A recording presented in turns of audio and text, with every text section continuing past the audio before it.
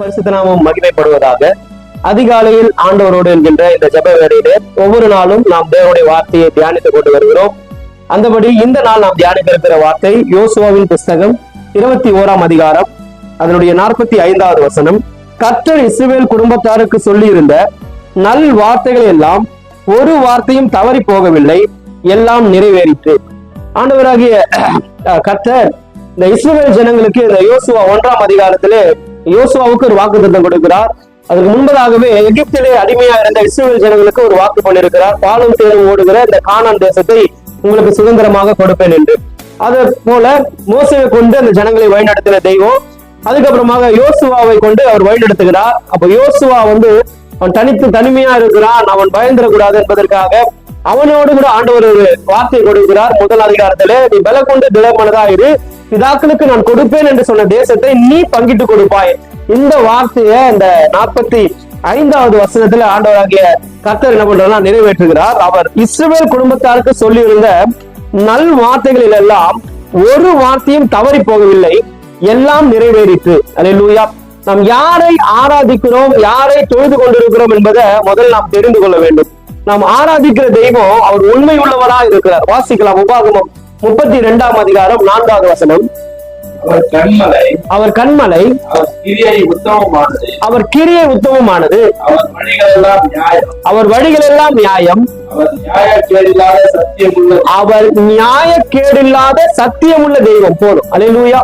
நாம் ஆராதிக்கிற தெய்வம் நியாயக்கேடில்லாத சத்தியமுள்ள தெய்வம். அவருடைய வார்த்தைகள் சத்தியமுள்ளதா இருக்கிறது.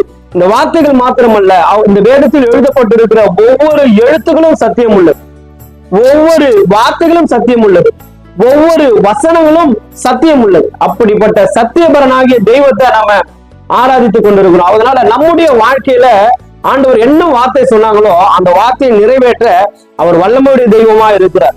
ஆனா அநேகருக்கு நிறைய சந்தேகங்கள் வரலாம்.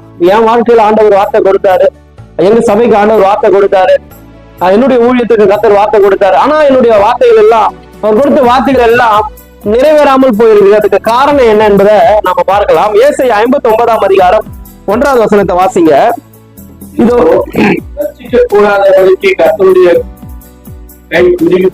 குறுகி போகவும் இல்லை, கேட்க கூடாதபடி அவருடைய செவி மந்தமாகவும் இல்லை. ரட்சிக்க கூடாதபடிக்கு அவருடைய கரம் குறுகியும் போல, கேட்க கூடாதபடிக்கு அவருடைய செவிகள் மந்தமாகவும் இல்லை. அப்புறம் ஏன் எனக்கு கர்த்தர் கொடுத்த வார்த்தை நிறைவேறலன்னா, அதை தொடர்ந்து நீங்க வாசிங்கன்னா உங்களுடைய அக்கிரமங்களே உங்களுக்கும் உங்கள் தேவனுக்கும் நடுவாக பிரிவினையை உண்டாக்குகிறதா இருக்கிறது. அல்லேலூயா.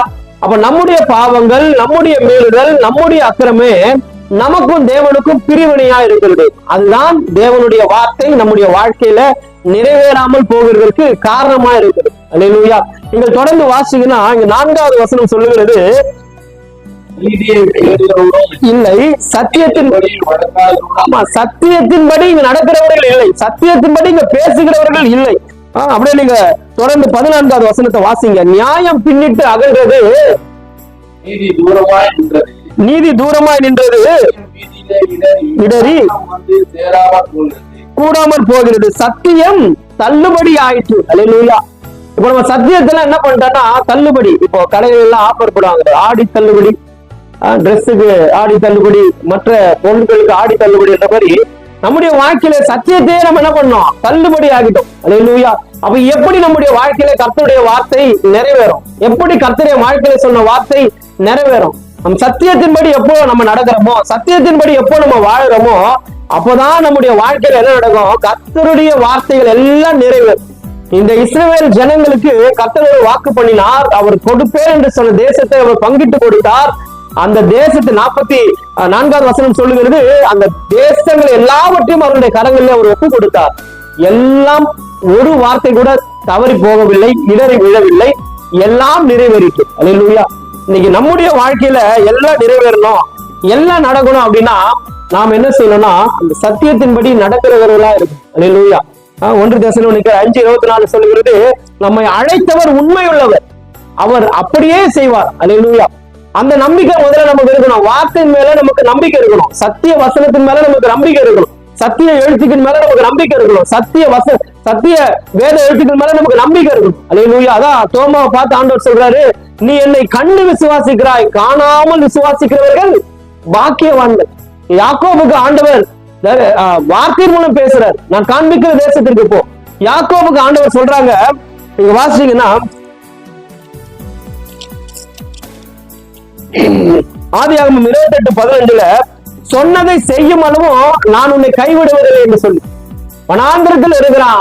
அந்த வார்த்தையை நம்புறான் பாருங்க. வெறும் கையாய் போன யாக்கோபை கர்த்தர் இரு பரிவாரங்களோடு கூட கடந்து வர பண்ணினார். காரணம் என்னன்னா, எப்படி யாக்கோபுடைய வாழ்க்கையில அவருடைய வார்த்தை நிறைவேறுது, எப்படி ஆபிரகாமுடைய வாழ்க்கையில அவருடைய வார்த்தை நிறைவேறுகிறது, எப்படி ஈசாக்குடைய வாழ்க்கையில அவருடைய வார்த்தை நிறைவேறுகிறது, எப்படி சீஷர்களுடைய வாழ்க்கையில அவருடைய வார்த்தை நிறைவேறுகிறது, எப்படி அநேக வேத புருஷர்களுடைய வாழ்க்கையில அவருடைய வார்த்தை நிறைவேறுதுன்னா, அவர்கள் வார்த்தையை நம்பினார்கள், அந்த வார்த்தையின்படி கர்த்தர் அவர்களை நடத்தினார். அல்லேலூயா. இந்த நாள்ல கூட நம்முடைய வாழ்க்கையில கர்த்தருடைய வார்த்தை நிறைவேறணும், நம்முடைய வாழ்க்கையில வாக்குத்தத்தங்கள் நிறைவேறணும், வாக்குத்தத்தங்களை நான் சுதந்திரித்துக் கொள்ளனா அந்த வார்த்தைய நம்ம அப்படியே விசுவாசிக்கணும். அல்லேலூயா. எனக்கு வராது, எனக்கு ஆண்டவர் தரமாட்டாரு, நான் பாவியா இருக்கிறேன், நான் அக்கிரமம் செய்யறேன், நான் மீறுதல் செய்யறேன். அல்லேலூயா. வார்த்தையை அப்படியே நம்ம என்ன பண்ணோம், விசுவாசிக்கும் போது கர்த்தர் நிச்சயமாய் நம்முடைய வாழ்க்கையிலே அவருடைய வார்த்தையை அவர் நிறைவேற்றுகிறவரா இருக்கிறார். அல்லேலூயா. அல்லேலூயா. இந்த நாள்ல கூட இஸ்ரவேல் ஜனங்களுக்கு அவர் சொன்ன வார்த்தையை நிறைவேற்றுவது போல நமக்கும் அவர் சொன்ன வார்த்தையை நிச்சயமாய் என்ன பண்ணுவார்னா நிறைவேற்றுவார். நாம என்ன செய்யணும்னா அவருடைய சத்தியத்திற்கு கீழ்ப்படிந்து அவர் சத்தியத்திலே நாம் நடப்போமானால் நம்முடைய வாழ்க்கையிலே கர்த்தர் பெரிய காரியங்களை செய்ய அவர் உண்மையுள்ள தெய்வமா இருக்கிறார். ஏனென்றால் அவர் நியாயக்கேடில்லாத சத்தியம் உள்ள தெய்வம், அழைத்தவர் உண்மை உள்ளவர், மரண பரியந்தம் அவர் நம்மை வழிநடத்துகிறவரா இருக்கிறார் என்கின்ற விசுவாசம் நம்பிக்கை எப்ப நமக்குள்ள அதிகமா இருக்குதோ அப்பவே கர்த்தர் நம்ம வாழ்க்கையில பெரிய காரியங்களை செய்ய ஆரம்பிச்சிடுவார். அல்லேலூயா. இந்த வார்த்தை உங்களுக்கு நிச்சயமாய் பிரயோஜனமா இருக்கும். இந்த வார்த்தையின்படி கர்த்தர் உங்களை ஆசீர்வதிப்பாராக. ஆமென்.